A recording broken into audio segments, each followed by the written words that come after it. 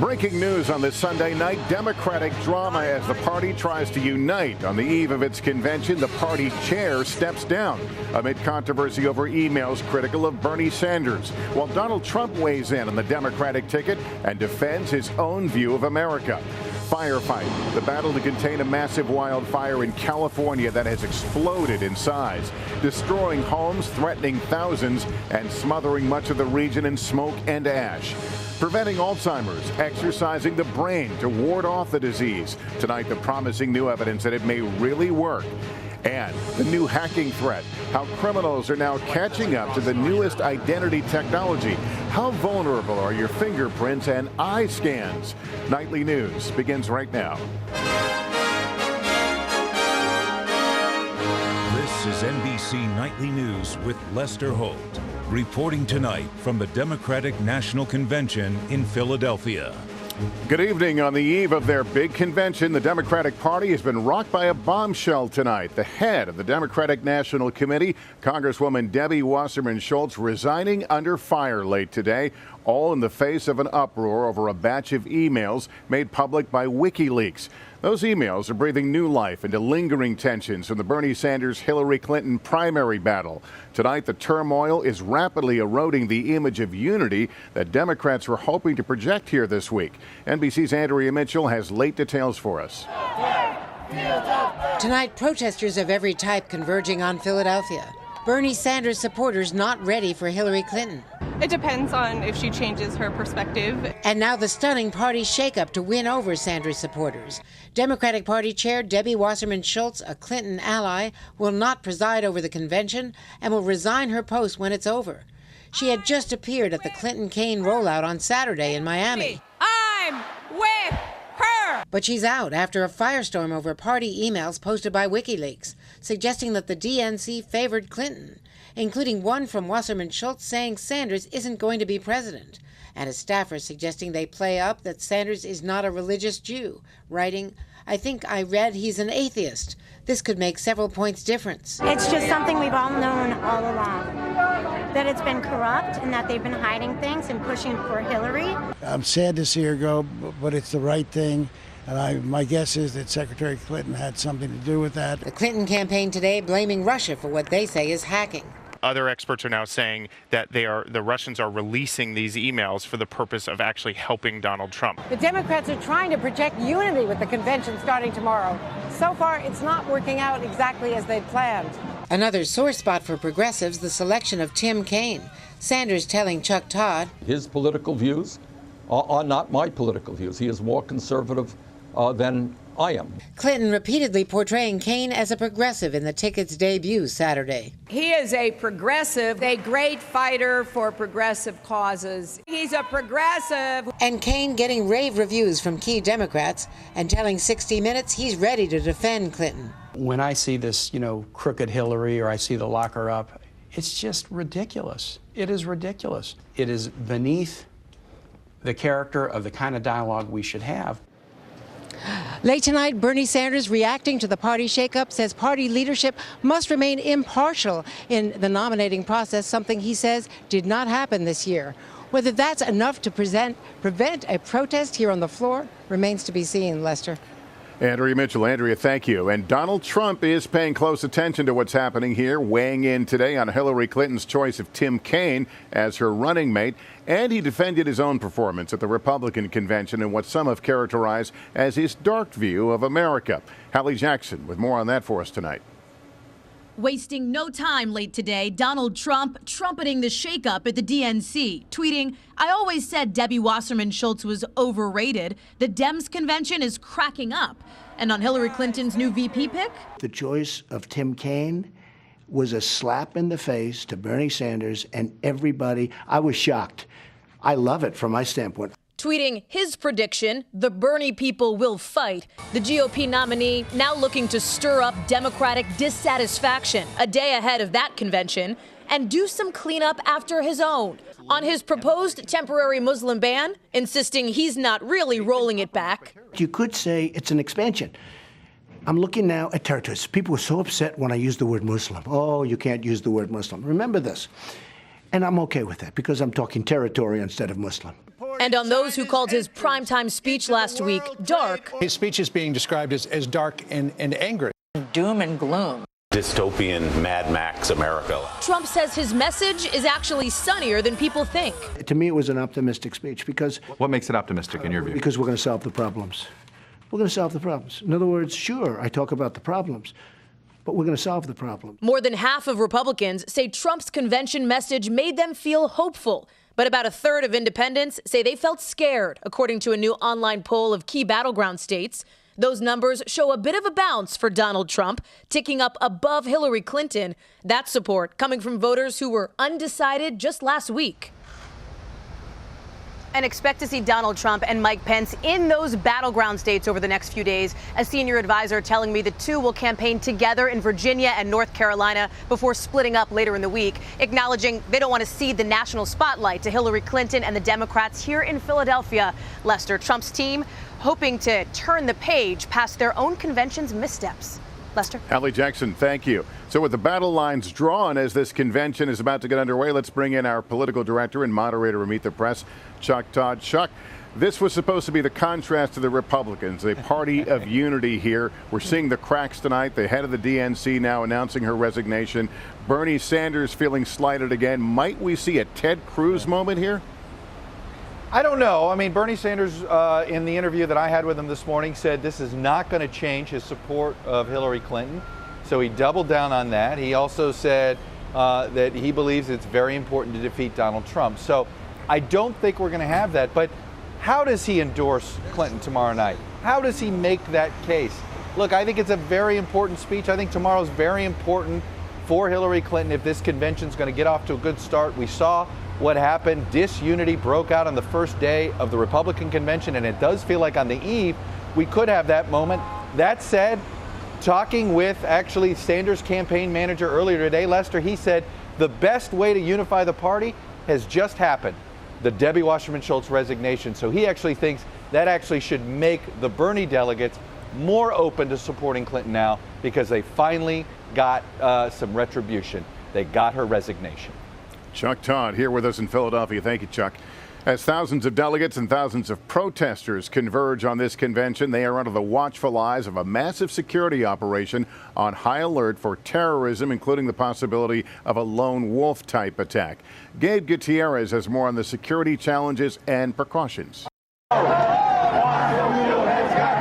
From environmentalists to Bernie Sanders loyalists, thousands of protesters are converging on Philadelphia. Security around the convention tightening. Officers on high alert for much more than protesters after terrorist attacks across the globe.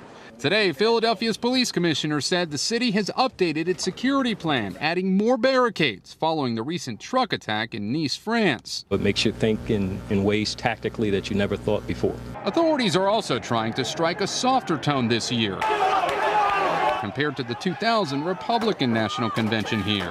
We'll be a lot more patient and tolerant with many of the protesters and demonstrators, but some of the planning didn't change that significantly, but the world changed. Following the recent attacks in Dallas and Baton Rouge against police officers, the most urgent concern for law enforcement may be the threat of a so-called lone wolf. This is one that I think really keeps security professionals up at night. Jack Tamarchio is a former deputy undersecretary for the Department of Homeland Security. How do you protect against that?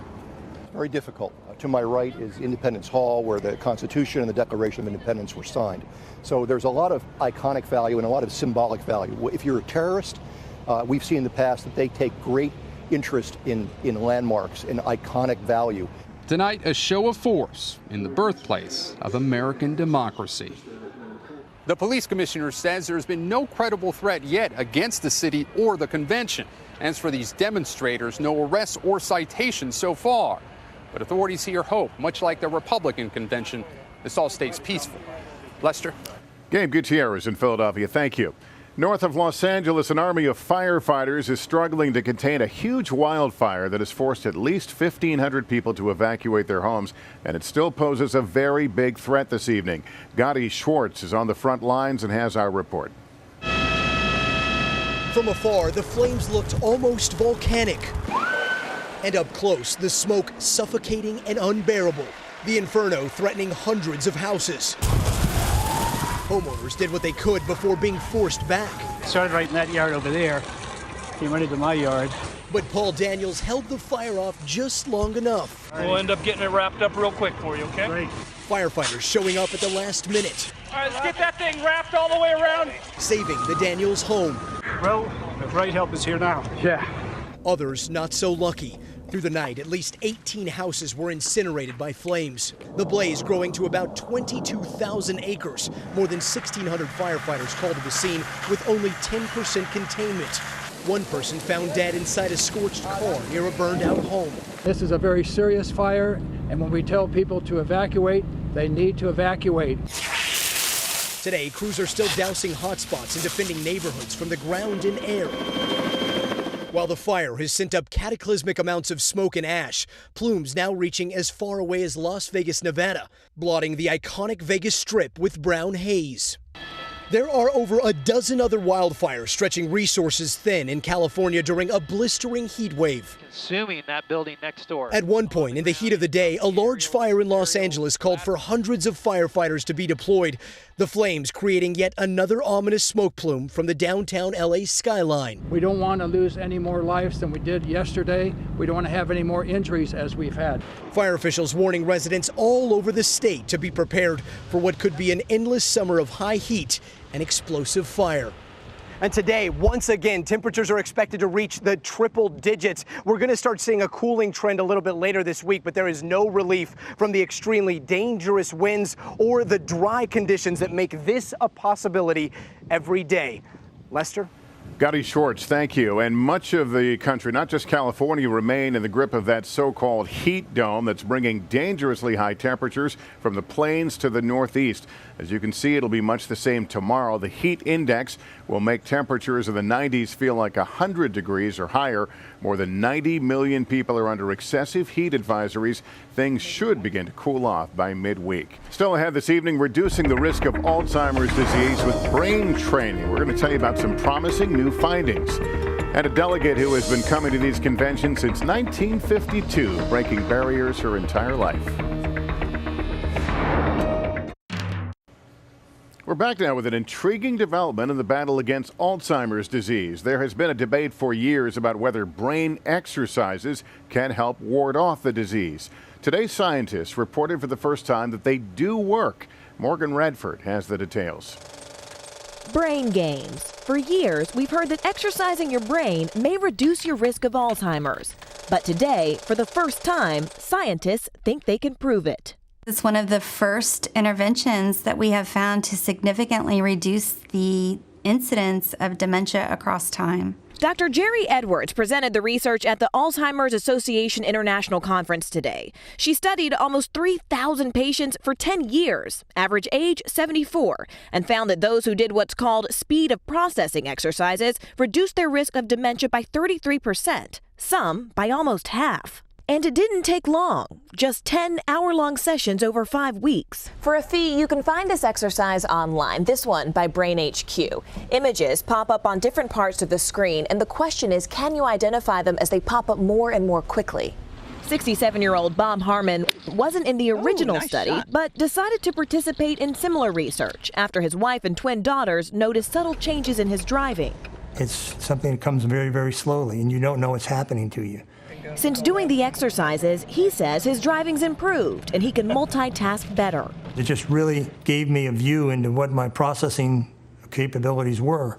Researchers haven't figured out why the effects of doing these exercises have lasted so long, but they do recommend that anyone over 50 try it.